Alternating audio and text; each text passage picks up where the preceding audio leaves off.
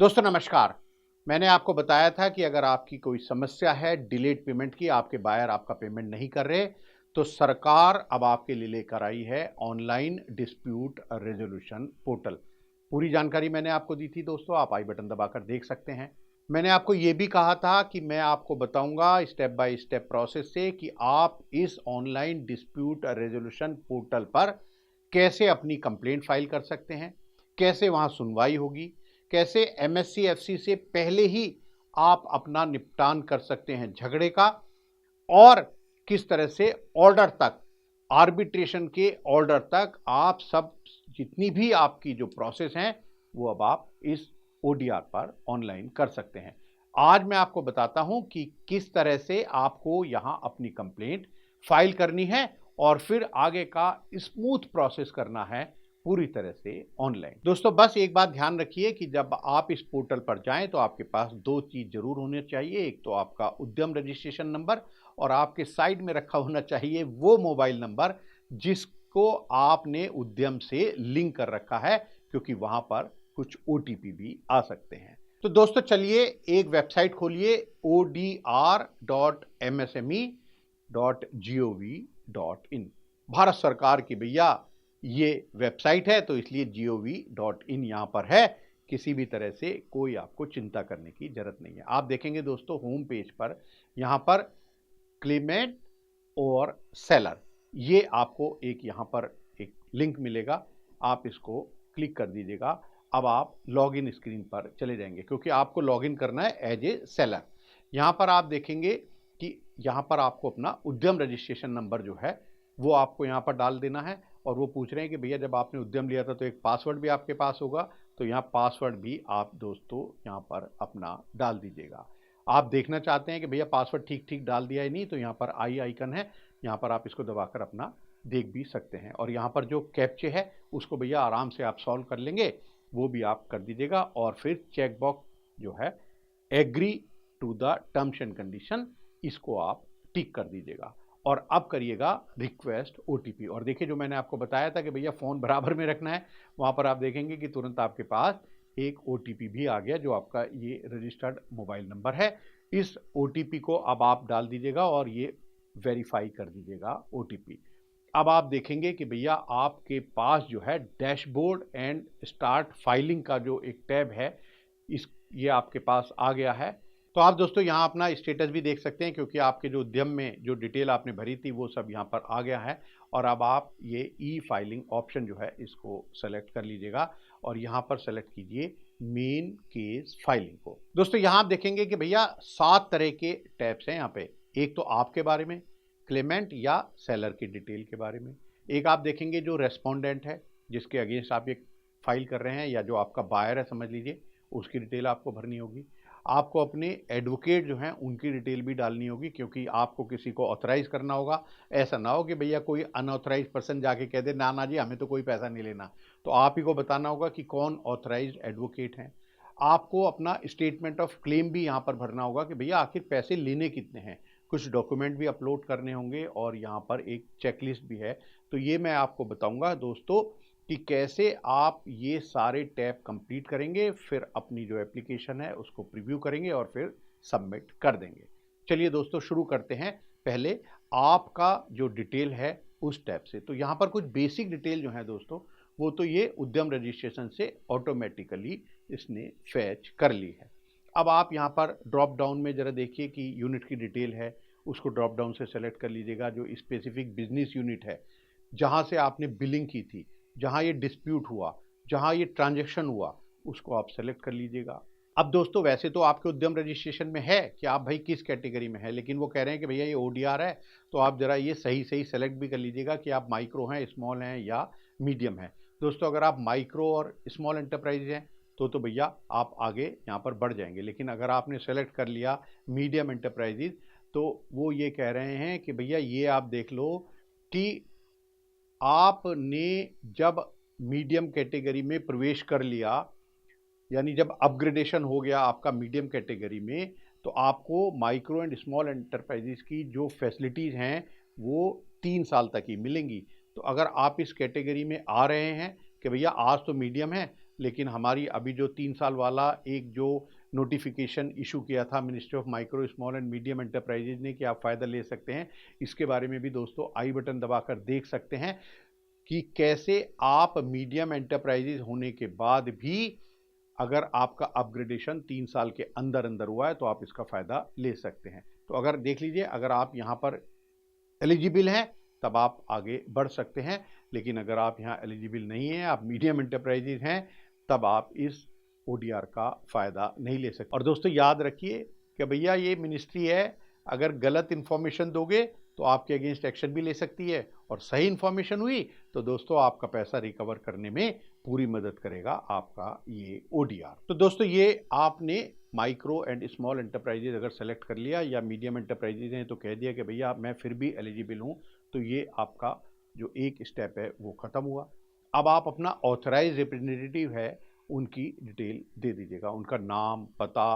और अगर भैया कोई ऑथराइज रिप्रेजेंटेटिव नहीं है, आप कहते हो कि भैया मैं तो खुद ही करूँगा अपना ये पैरवी, तो कोई बात नहीं, इसको छोड़ दीजिएगा।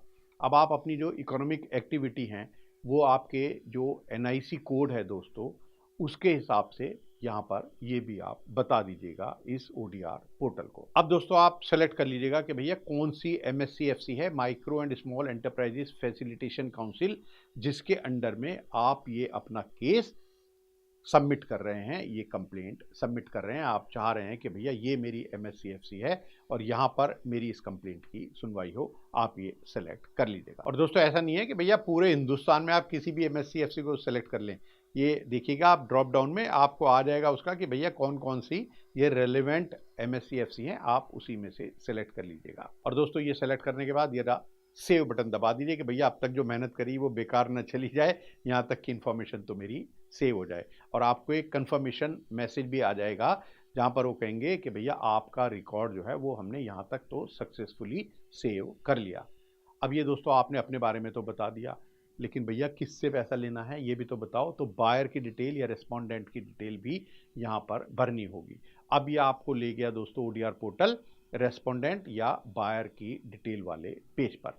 अब आपको यहाँ पर डिटेल भरनी है, तो यहाँ पर आपको पहले तो बताना है कि भैया जो बायर है वो इंडिविजुअल है, कंपनी है, सेंट्रल मिनिस्ट्री है, या जो भी आप ड्रॉप डाउन से देख लीजिएगा, ये सही सही आप सेलेक्ट कर लीजिएगा कि भैया आपका जो बायर है वो किस कैटेगरी में आता है। अब भैया कैटेगरी तो आपने बता दी, भैया कौन है जो आपका पैसा नहीं दे रहा, तो उनका जो नाम है दोस्तों वो आप सही तरह से भरिएगा कि भैया नाम क्या है आपके बायर की, कंपनी का, इंडिविजुअल है, कंपनी है, गवर्नमेंट है, जो भी है उनका नाम आप भर दीजिएगा।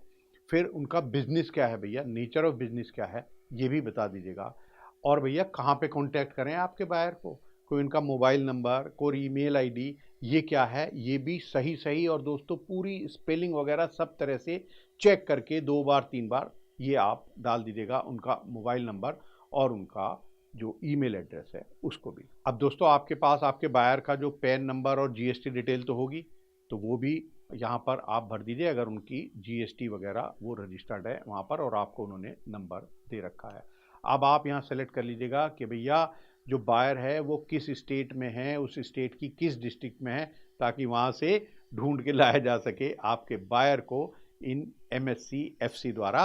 ऑनलाइन उनको कहा जाए कि भैया लो लिंक भेज दिया तुमको, अब तुम फटाफट इसको ज्वाइन कर लीजिएगा। दोस्तों सही सही पिन कोड डालिएगा और फिर पूरा एड्रेस भी बायर का दीजिए। कोई अगर लेटर वेटर भेजना हो, नोटिस वोटिस, वो भी भैया जा सके आपके बायर के पास, और फिर इसको सेव कर दीजिएगा। आपके पास फिर देखेंगे एक कंफर्मेशन मैसेज आ गया कि भैया यहाँ तक भी सब कुछ हमने सेव कर लिया।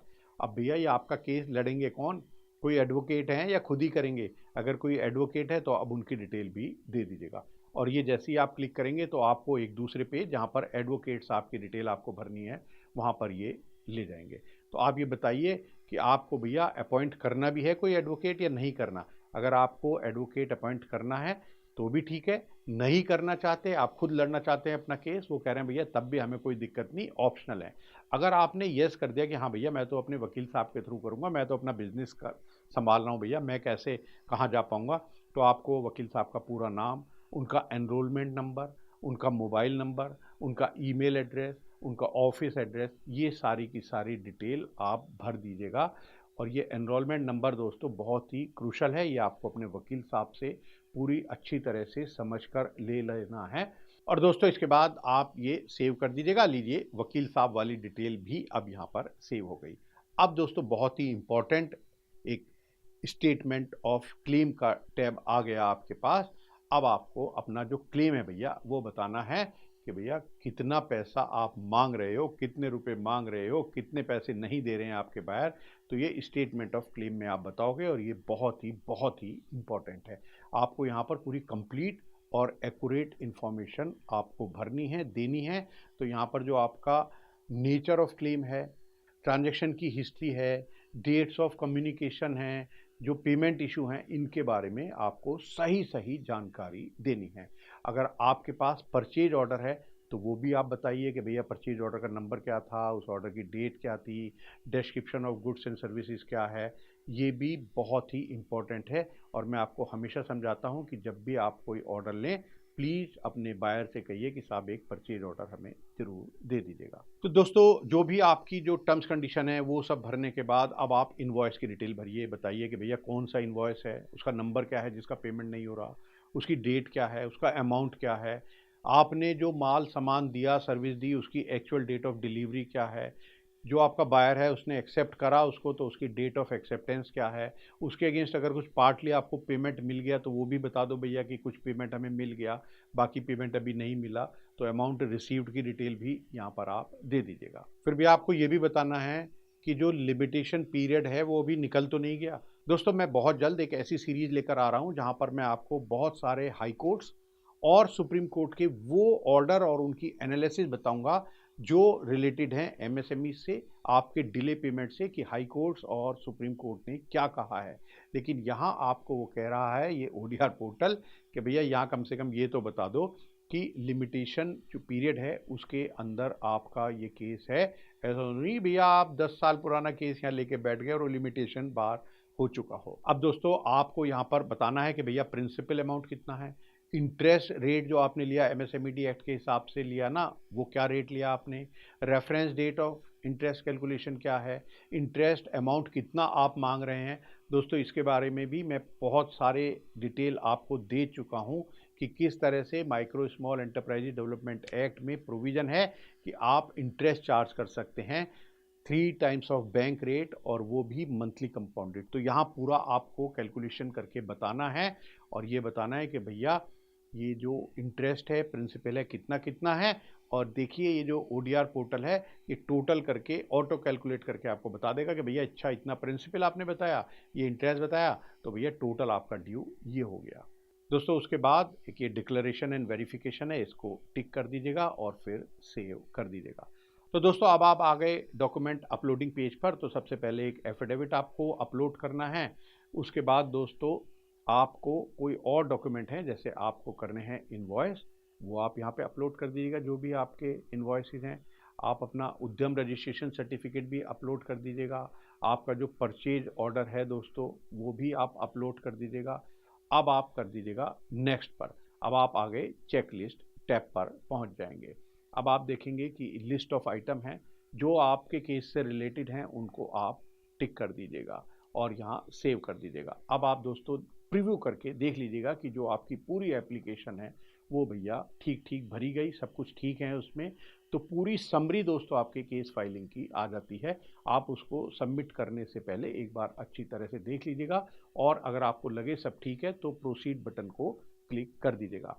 दोस्तों कुछ एमएससीएफसी कुछ पेमेंट भी लेते हैं, तो वो आपको बता देंगे कि भैया ये एमएससीएफसी पेमेंट ले रही है या नहीं। अगर वो पेमेंट ले रही है, और मैंने आपको पहले ही बताया था कि भैया अब तो ministry of micro small and medium enterprises आपको 4000 रुपये तक का सब्सिडी भी दे रही है फाइल करने के लिए, पर यहाँ पेमेंट आपको करना पड़ेगा।